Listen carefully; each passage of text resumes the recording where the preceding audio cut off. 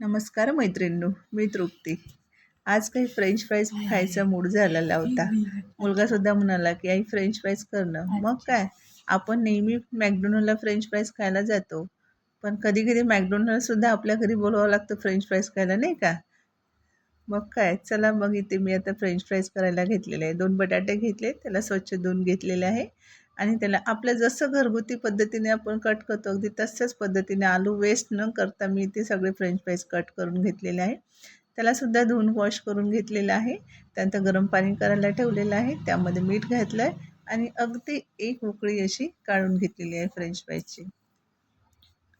बघू शकताय तुम्ही इथे उकळी काढून झालेली आहे आणि उकळी झाली की त्यानंतर परत फ्रेंच फ्राईज बाहेर काढले की त्यावर थंड पाणी घातलेलं आहे. थंड पाण्याने एकदा धुवून घेतलेले आहे आणि सुती कापड्यामध्ये त्याला सोक केलेलं आहे. पाणी त्याचं मॉइश्चर हे सोकून घेतलेलं आहे.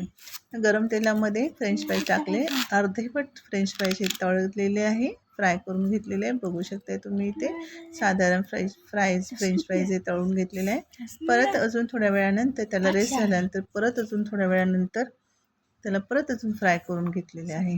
छान गोल्डन ब्राऊन असे क्रिस्पी, बाहेरून क्रिस्पी आणि अंदरून असे सॉफ्ट असे फ्रेंच फ्राईज आपले तयार झालेले आहे. तुम्ही सॉस बरोबर या हिरव्या चटणी बरोबर वगैरे तुम्ही ही फ्रेंच फ्राईज खाऊ शकता घरगुती पद्धतीने, नाही का? मॅकडोनल्डसारखे दिसते आहे, मॅकडोनल्डसारखे झालेसुद्धा आहे, पण मॅकडोनल्डची चव थोडी वेगळी असते, पण घरगुती चवसुद्धा चांगली असते, नाही का? शेवटी घरातलं ते घरातलं असते. आवडल्यास लाईक करा, कमेंट करा.